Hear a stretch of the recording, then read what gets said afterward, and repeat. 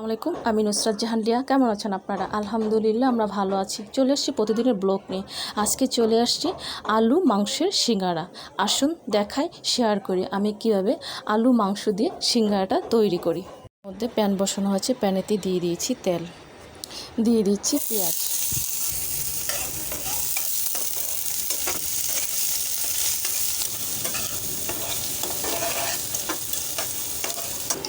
দিয়ে দিচ্ছি হলুদের গুঁড়ি, শুকনো মরিচের গুঁড়ি, ধনিয়া গুঁড়ি, লবণ, আদা বাটা, রসুন বাটা, জিরে বাটা, মশলা কষানোর জন্য পানি।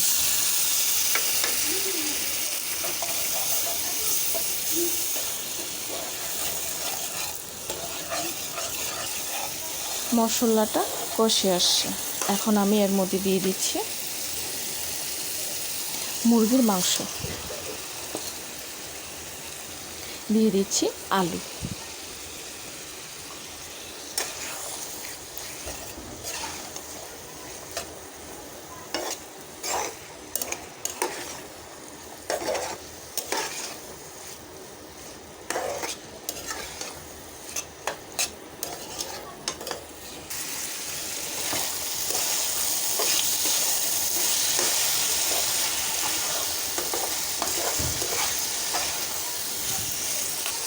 আলু মাংসটা কষে আসছে, দিয়ে দিচ্ছি অল্প করে পানি, যেন মাংস আর আলুটা ভালো মতো সিদ্ধ হয়ে যায়।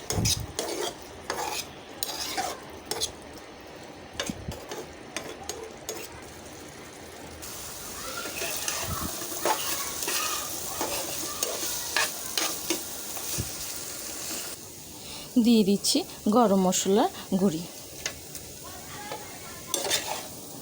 খুব সুন্দর একটা ফ্লেভার আসবে গরম মশলার গুঁড়িটা থেকে।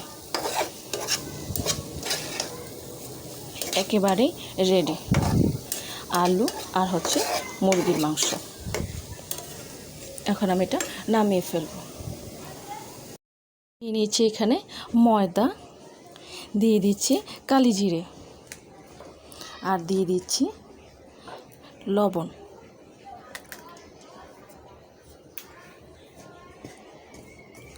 লবণ, কালি জিরে আর ময়দা, দিয়ে দিচ্ছি রান্নার তেল,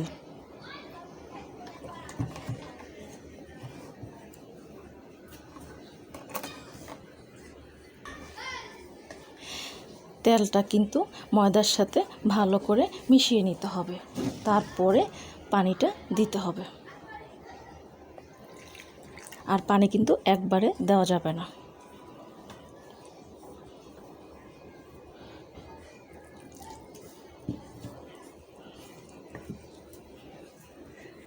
এই তো এরকম একটু শক্ত থাকতে হবে, রুটি পরোটার মতো যেরকম ডোর বানায় সেরকম না, তার চাইতে একটু শক্ত হতে হবে। তো আমি এটাকে ভালো করে মতে নেব। মতানো হয়ে গেছে, উপর থেকে দিয়ে দিচ্ছি তেল। এখন আমি এটা রেস্টের জন্য রেখে দেব 1 ঘন্টা। ফিরে আসবো 1 ঘন্টা পর। আসছে 1 ঘন্টা পর। এখন এটাকে আবারও ভালো করে একটু মতে নেব। ভালো করে মতে নিয়েছে। এখন এখান থেকে ছোট ছোট লেচি কেটে নেব। ছোট বলতে একেবারে ছোট না, এই ধরনের মাঝারি ধরনের লেচি কেটে নিয়েছি। এখন একটা পাতলা রুটি বেলে নেব।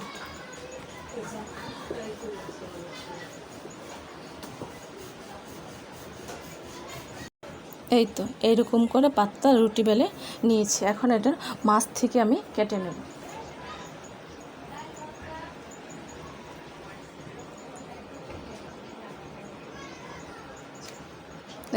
কাটা হয়ে গেছে। এখন এখান থেকে নর্মাল পানি দিয়ে নেব।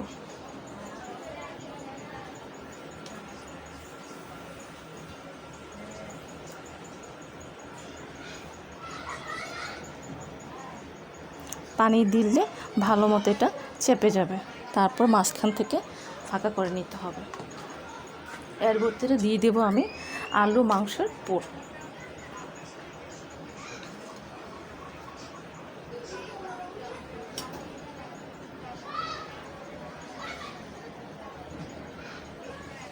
তারপর আবার চারিপাশে পানি দিয়ে দিতে হবে।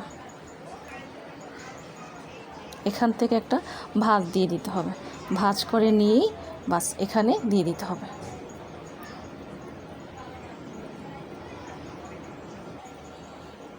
এই তো হয়ে গেছে। আমি আরও একটি দেখিয়ে দিচ্ছি। এই পাশটা পুরোপুরি পানি দিয়ে লাগিয়ে দিতে হবে। তারপর ভালো মতো চেপে চেপে লাগাতে হবে। ভিতরে দিয়ে দিতে হবে আলুর আর মাংসের পুর।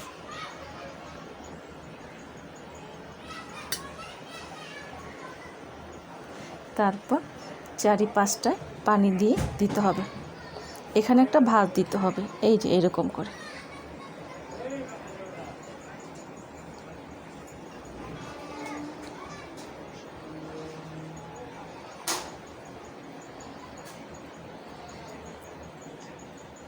ভালো করে কিন্তু চেপে চেপে লাগাতে হবে।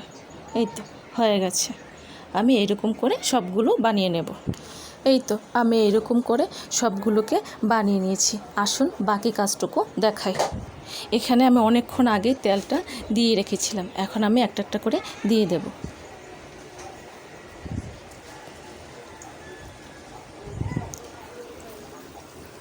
সবগুলো দেওয়া হয়ে গেছে। এখন এগুলো আমি মাঝারি আঁচে ভেজে নেব।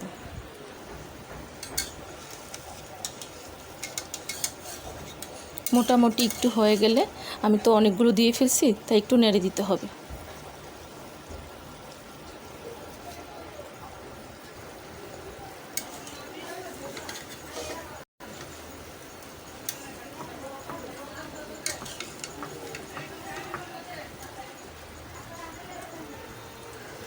এক পাশটা মোটামুটি ভাজা হলে আরেক পাশটা করে দিতে হবে। এগুলো কিন্তু এখনও ভাজা হয় না, আরও ভাজতে হবে। আমি যখন বসিয়েছিলাম তখন কিন্তু মোটামুটি গ্যাস ছিল, এখন কিন্তু একেবারেই গ্যাস নাই। দেখতেই পাচ্ছেন গ্যাসের পরিমাণটা এইরকমই, তো একটু সময় লাগছে। তো এখন এগুলো ভাজা হয় না, আমি আরেকটু ভেজে নেব। এগুলো ভাজা হয়ে গেছে। এখান থেকে কিন্তু দেখা যাচ্ছে না, কিন্তু এখানে কিন্তু দেখা যাচ্ছে পুরোপুরি বাদামি হয়ে গেছে। তো আমি এগুলো তুলে নেব। এই তো দেখতে পাচ্ছেন, এইরকম করে আমি সবগুলো ভেজে নেব। ফিরে আসব সবগুলো ভেজে নেওয়ার পর। তৈরি হয়ে গেছে মাংসের সিঙ্গারা। মাংস দিয়ে সিঙ্গারা বানিয়ে সবাইকে নিয়ে খাবেন, খুবই ভালো লাগবে। আর আমি বলে দিচ্ছি, এটা কিন্তু ফার্মের মুরগি, মানে ফার্মের সাদা মুরগিটা। ভালো লাগলে আমাকে কমেন্টস করে জানাবেন, সাবস্ক্রাইব করে দেবেন, আমার পাশে থাকবেন আর আমাকে অনেক অনেক সাপোর্ট করবেন। আজ এই পর্যন্তই। সব ভালো থাকেন, সুস্থ থাকেন, আবার আসবো। আল্লাহ হাফেজ।